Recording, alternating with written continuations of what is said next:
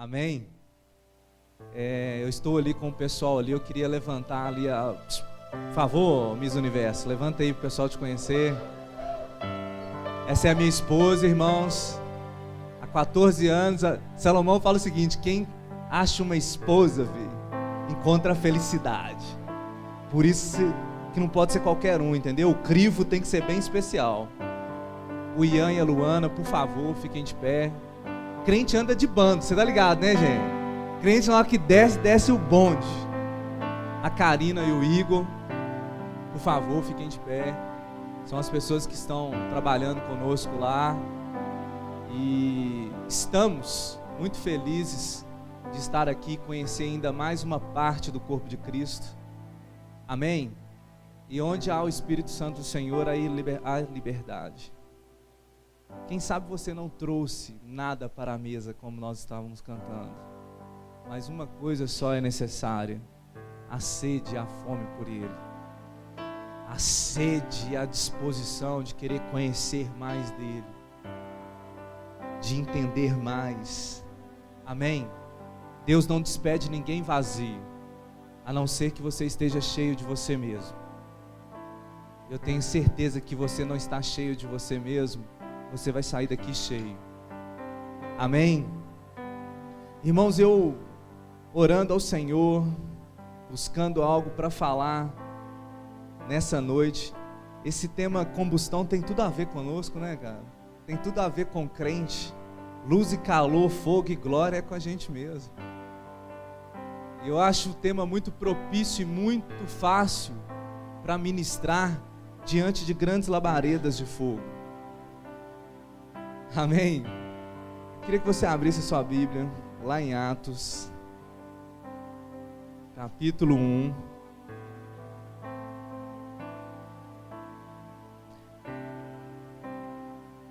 Atos,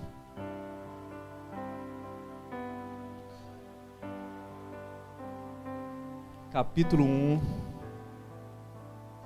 E nós vamos estudar a história aqui, para entendermos como que a combustão começou na humanidade. E hoje nós somos a extensão disso. Obrigado, só um amém aqui. Vocês jogaram muita bola hoje? Vocês estão cansados? Jogaram bola demais? Está cansado demais? Você abriu lá? Eu quero que você gere sede e fome no seu coração, amém? Quero que você esteja atento a essa leitura. Atos capítulo 1, verso 1. Você abriu aí?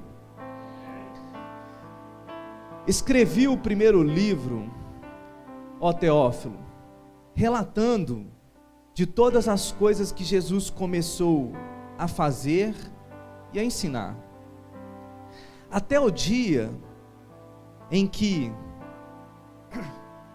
depois de haver dado mandamentos por intermédio do Espírito Santo aos apóstolos que escolhera, foi elevado às alturas, se apresentou vivo, com muitas provas incontestáveis, aparecendo-lhe, quantos dias, irmãos?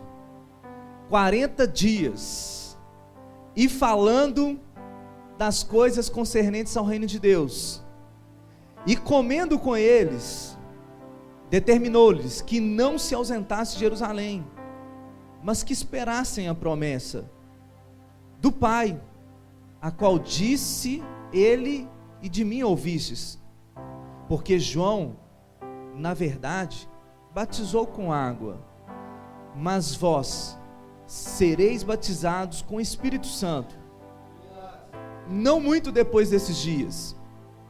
Então, os que estavam reunidos lhe perguntaram: Senhor, será este o tempo que restaurares o reino a Israel?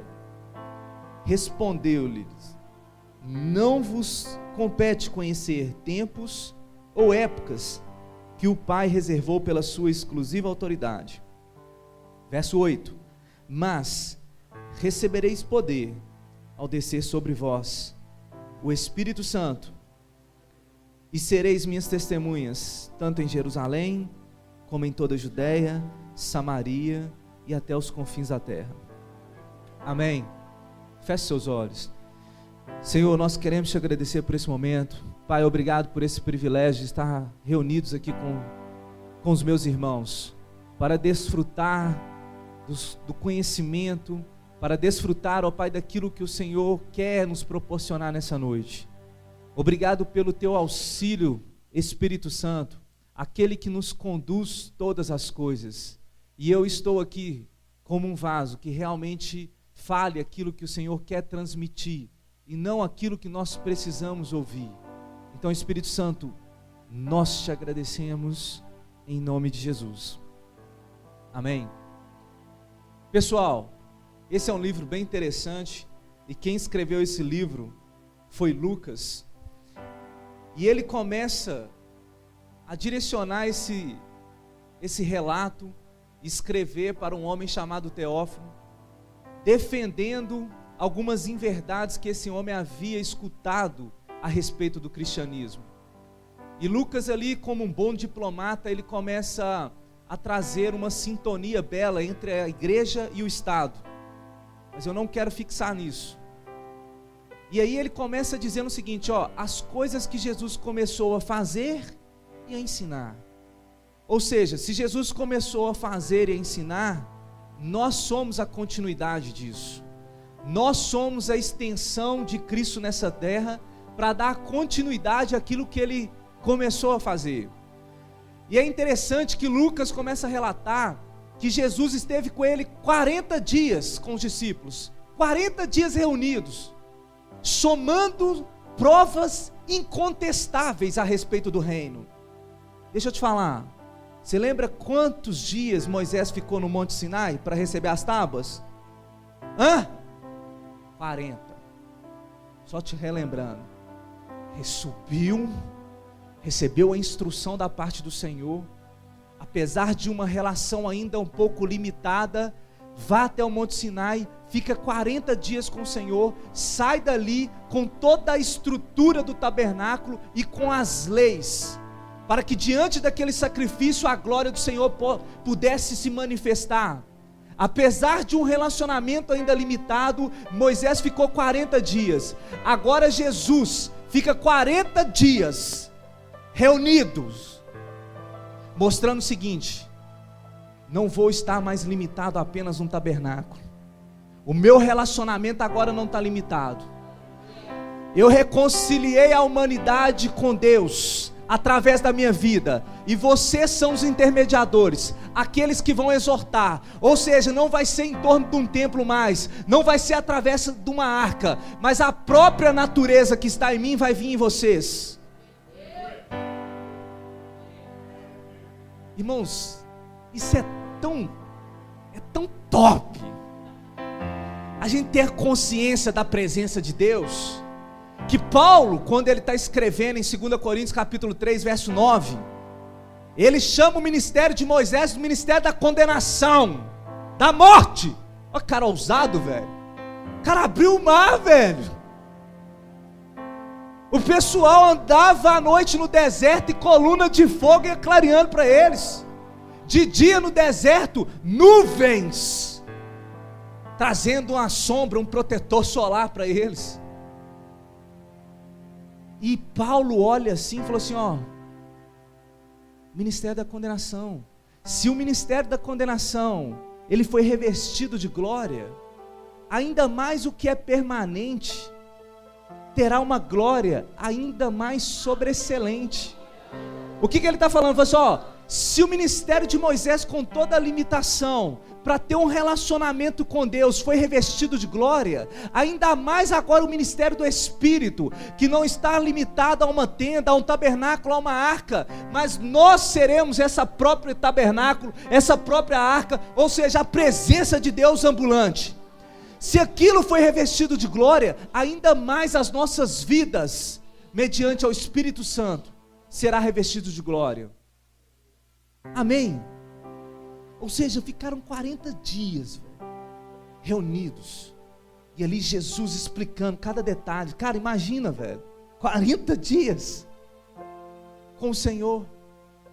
E esses 40 dias eles ficaram tão empolgados, que a primeira resposta que eles mandam para Jesus é o seguinte: Jesus, é agora que o Senhor vai restaurar o templo de Israel? Já lança logo uma pergunta escatológica, porque tudo que o povo, irmãos, tudo que o povo queria é ser liberto do império, do governo do Império Romano.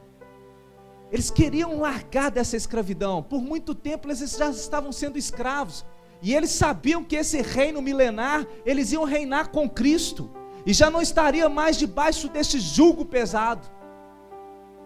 E aí Jesus falou assim: não, filhão, calma, esse tempo ainda é outra coisa que vai acontecer, mas vai acontecer algo que é muito melhor e muito mais glorioso, que vocês não experimentaram ainda, mas vocês vão experimentar. E aí ele fala no capítulo 8: mas recebereis poder ao descer sobre vós. Irmãos, poder ali, a gente está cansado de saber o original dessa palavra, mas só o saber não é o suficiente. É ter a mesma natureza, é fazer as mesmas coisas que Jesus fez, com um objetivo: nós vamos receber poder ao descer sobre nós, para sermos testemunhas, tanto em Jerusalém, Judeia, Samaria e até os confins da terra. Baldinho.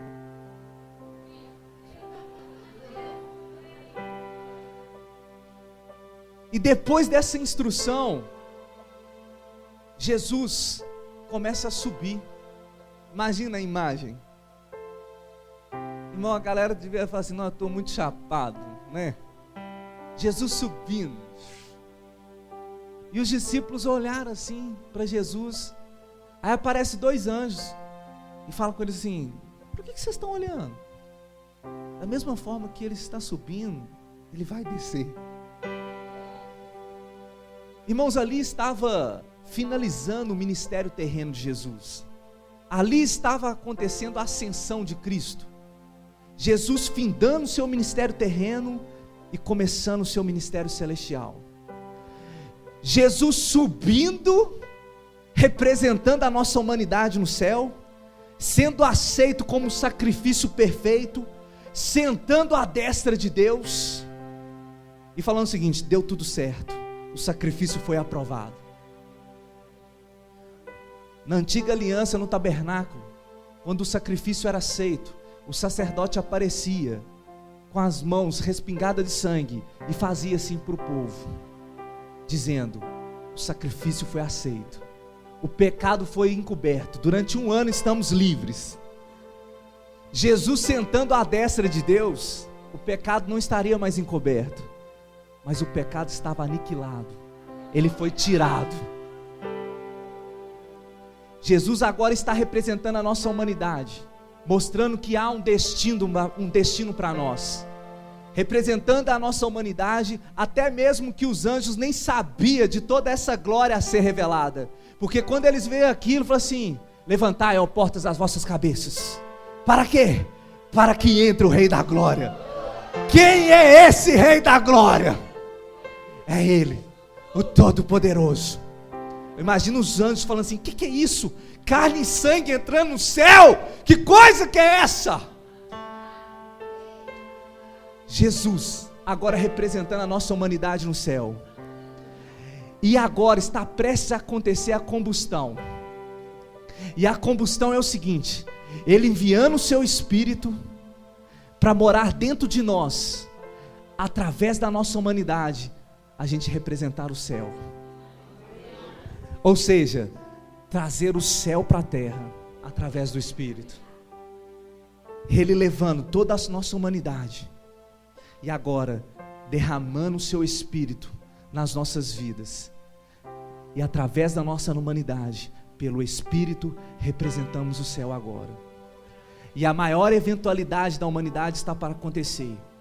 Capítulo 2 de Atos, a combustão está prestes a acontecer, a luz do Espírito querendo descer, descendo, e o calor da humanidade querendo expressar, abrir o seu coração para cumprir tudo aquilo que o profeta havia dito, e derramarei sobre cada um, sobre toda a carne, sobre todos, o meu Espírito Santo. Porque combustão nada mais, nada menos que é a reação na qual se produz luz e calor, ou apenas calor, pela combinação de substâncias, sendo uma das quais um gás. A luz do Espírito e o calor da humanidade esperando isso. Vai lá para Atos capítulo 2, verso 1.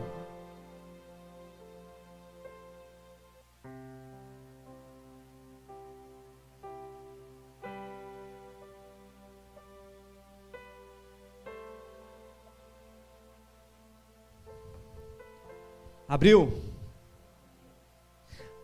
Ao cumprir-se o dia de Pentecostes, estavam todos reunidos no mesmo lugar. De repente, veio de um céu um som como de um vento impetuoso, e encheu toda a casa onde estavam assentados. E apareceram distribuídas entre eles línguas como de fogo, e pousou sobre cada um deles, e todos, fala assim comigo, todos ficaram cheios do Espírito Santo, e passaram a falar em outras línguas, segundo o Espírito lhes concedia que falassem.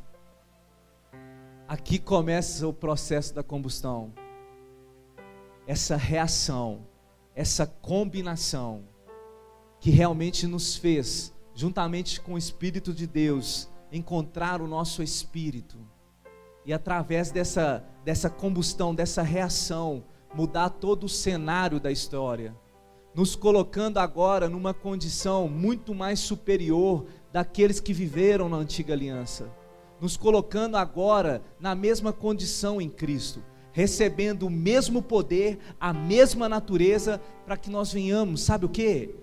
Transtornar o mundo, para que nós venhamos mudar o mundo.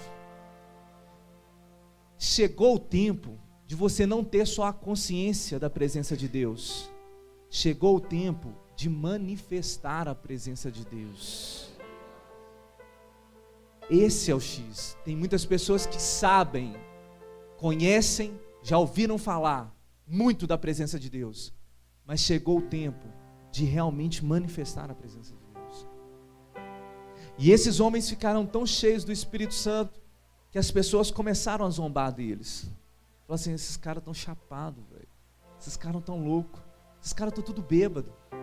Eu só, que bêbado, senhor. É de dia ainda, se fosse até à noite. Mas é de dia, não tem nem boteco aberto. O que está acontecendo com eles é o que está se cumprindo, o que as Escrituras haviam dito. E aí eu quero que você acompanhe no verso 14. Pedro se levanta, do capítulo 2, verso 14. Pedro se levanta e falou o seguinte, então se levantou Pedro com os 11, e erguendo a voz, advertiu-os nestes termos: varões judeus e todos os habitantes de Jerusalém, tomai conhecimento disto e atentai nas minhas palavras.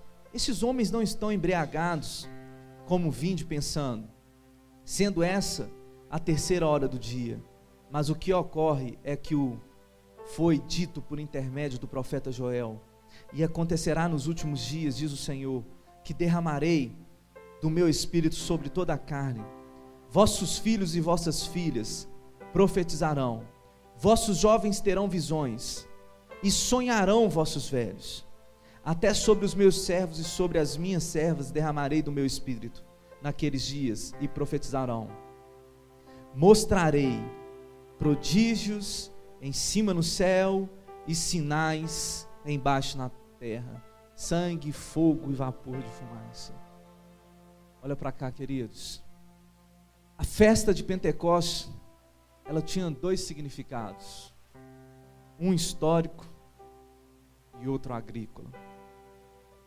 E é interessante que era uma das segunda das 3 festas anuais dos judeus, para comemorar a ceifa, e era chamada a festa da colheita, pois nela se comemorava a fim da colheita dos cereais, ou festa das semanas, ou Pentecostes, porque acontecia 7 semanas, ou 50 dias após a Páscoa, dia em que se iniciava a colheita dos cereais. Já perto do fim do período intertestamentário, porém começou-se a observar também como o aniversário da entrega total da lei no Monte Sinai, pois se sabia que isso acontecera 50 dias após o Êxodo. É, portanto, tentador encontrar um simbolismo duplo de ceifa e de entrega da lei no dia de Pentecostes. Porque, irmãos, entenda algo, Moisés subiu nos 40 dias, recebeu a lei do Senhor.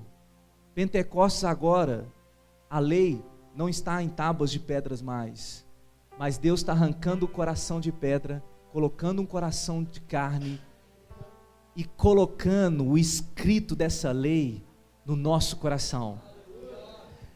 Não só fazendo isso, mudando todo o cenário da história, mas também nos dando uma primeira colheita, porque a primeira pregação de Pedro, se você não está lembrado, eu vou te lembrar agora, foram apenas 3 almas que se converteram. Quantas almas se converteram? 3.000 almas. Ou seja, Deus colocando a presença dele nas nossas vidas, mas com um objetivo central. A combustão não é algo à toa. A combustão aconteceu nas nossas vidas para que nós venhamos colher desse fruto. Porque o maior objetivo da humanidade, o maior objetivo quando nós reconhecemos a Jesus como senhorio da nossa vida, é verdadeiramente não vivermos mais para nós mesmos, mas viver para Ele. E viver para Ele é testemunhar. E viver para Ele é participar de colheitas. O mundo tem sede para, sabe o quê? Para que os filhos de Deus sejam revelados a Ele. A eles. Você está preparado para ser testemunha de Jesus? Você está preparado para realmente ter a presença de Deus e realmente manifestar a presença de Deus? Irmãos, quando eu entrei nesse lugar aqui, eu tive uma percepção de um novo tempo para aquela igreja lá do Betânia lá. Aquele lugar vai ficar pequeno. Chegou o tempo de realmente a unção começar a atrair. Chegou o tempo da gente começar a ser abordado na rua e as pessoas se arrependendo dos pecados delas. Chegou o momento de levantar uma geração com uma voz profética sobre esse lugar, com essa consciência tão sublime, a ponto de você passear na rua e o Espírito Santo começar a te parar, te dando palavra de sabedoria e de conhecimento. E as pessoas apenas se rendendo ao poderio, entendendo que tudo aquilo que está sendo manifesto na sua vida é a glória dele. Chegou o momento dessa revelação para a humanidade, essa sede, sabe, que eles tanto têm, mas que às vezes não têm conhecimento e ficam aprisionados. Chegou o momento de realmente manifestar essas características para essa colheita. Assim como Jesus subiu e ele disse que um dia voltaria para buscar a sua igreja, chegou o tempo, irmãos, da gente manifestar o céu na terra. Ontem mesmo nós estávamos conversando e as pessoas, elas estão com tanta sede, às vezes elas não têm conhecimento, mas elas querem. Chegou agora os embaixadores de Cristo, aqueles que são representantes, aqueles que receberam poder, aqueles que receberam dunamis do Senhor, a combustão, para realmente atrair essas pessoas. Amém? Você está preparado para isso? Irmãos, um certo homem, uma vez, Oswald Smith, ele pregando para milhares e milhares de pessoas, um grande evangelista, e alguns grandes evangelistas sentados, E ele começou a falar sobre a importância de ganharmos vidas, o importante de amarmos as pessoas assim como Deus nos amou. E ele disse assim: se essa mensagem não arde o seu coração, desculpa, mas você não nasceu de novo. Chegou o tempo, irmão, da gente desfrutar do poder e da unção, mas chegou o tempo da gente alcançar vidas como nunca. Não por resultados, mas por amor a Deus. E esse amor vai ser o combustível, veio central do evangelho entrar naquele Betânia e começar a ser transformada toda a redondeza. As pessoas começando a aceitar e serem transformadas pelo poder da palavra. É o único sentido da nossa existência, é o único sentido que realmente nos dá de falar o seguinte: realmente eu estou fazendo aquilo que o Senhor pediu para que eu fizesse. Abra lá em Romanos capítulo 1.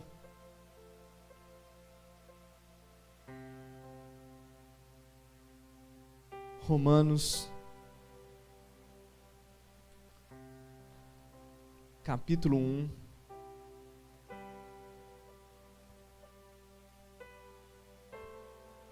Verso 14.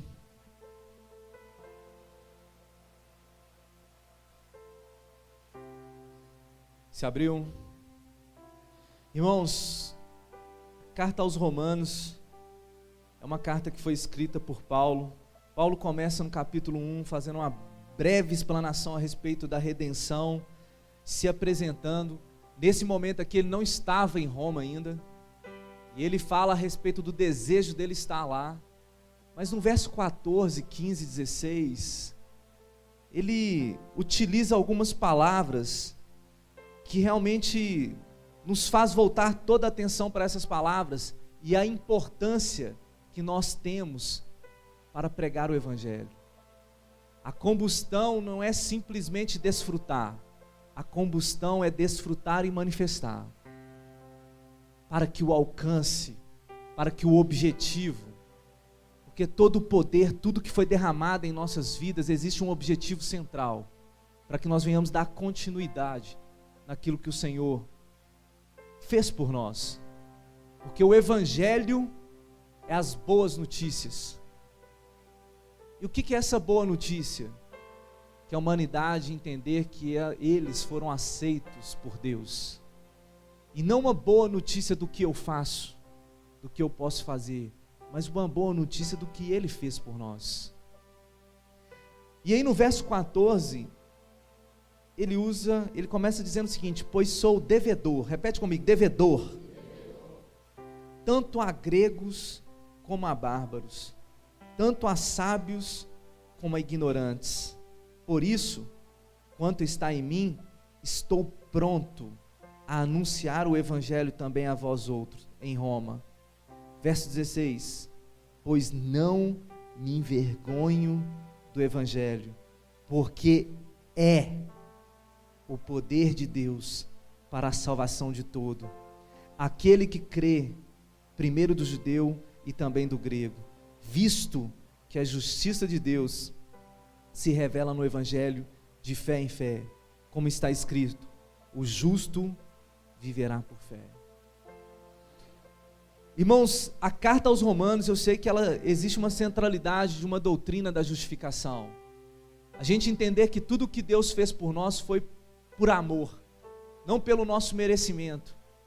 E a justificação é isso, entender que não merecíamos, mas Jesus nos justificou pelo seu sangue precioso. E aquele que não conheceu o pecado se fez pecado, para que nele fôssemos feitos a justiça de Deus.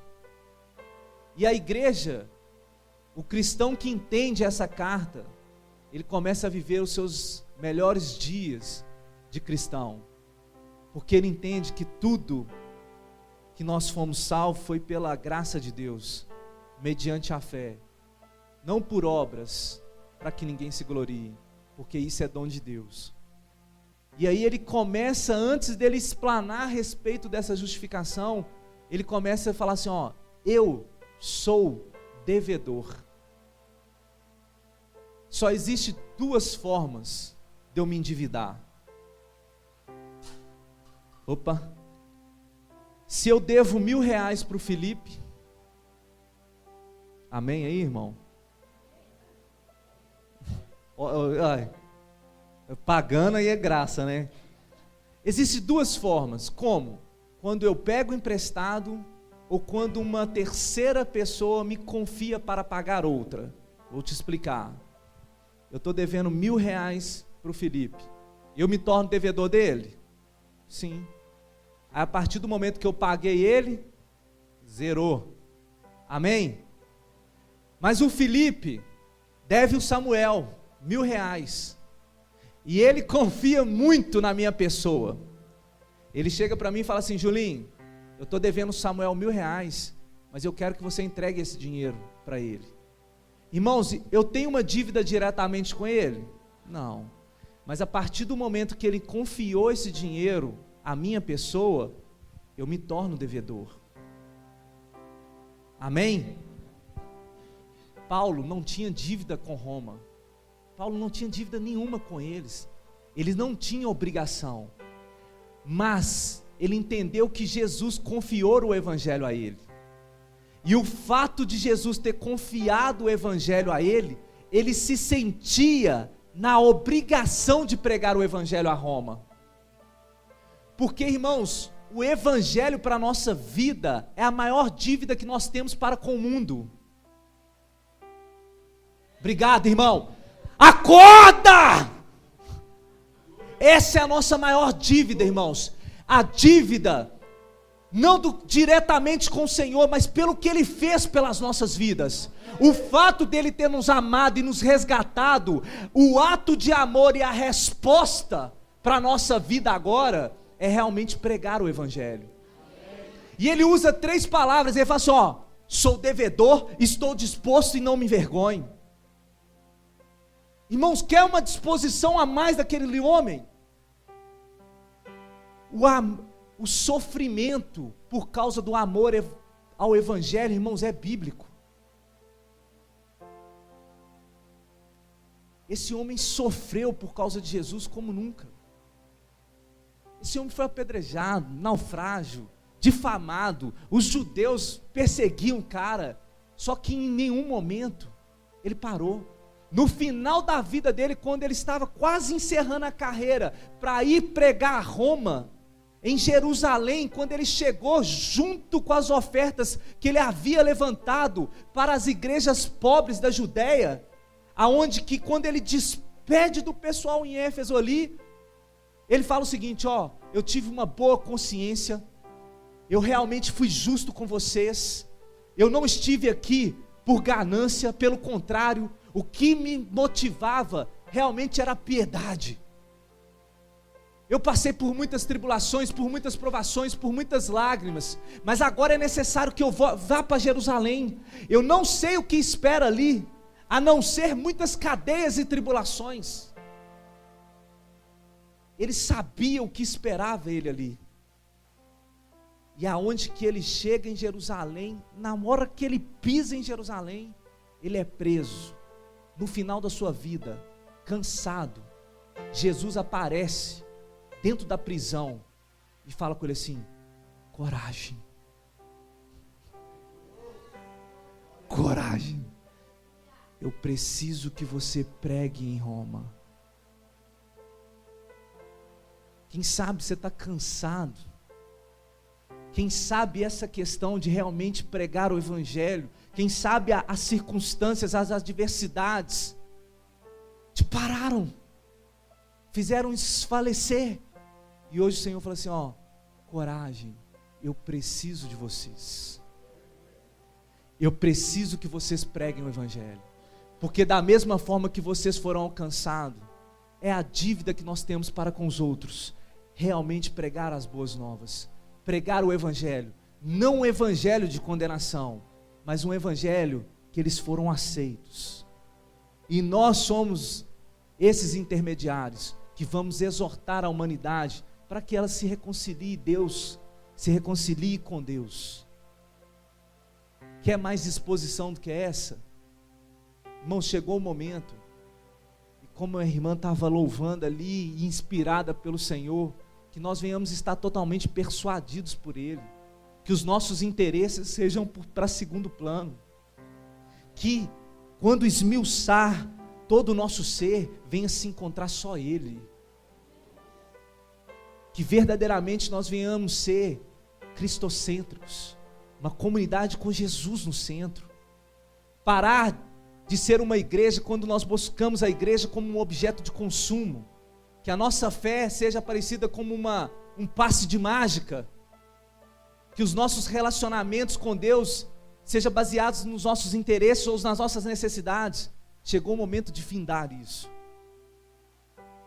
porque esse tipo de relacionamento não traz fundamento para a nossa vida cristã, porque qualquer dificuldade, qualquer coisa que não se realize, ou que você fique frustrado, a primeira coisa é abandonar a Cristo.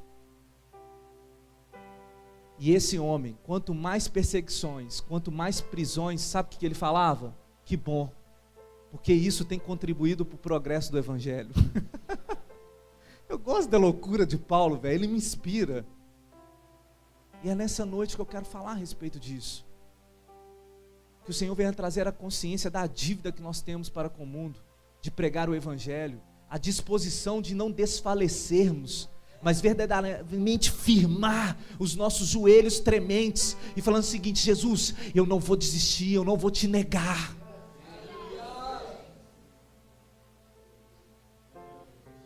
E ele fala: eu não me envergonho do Evangelho.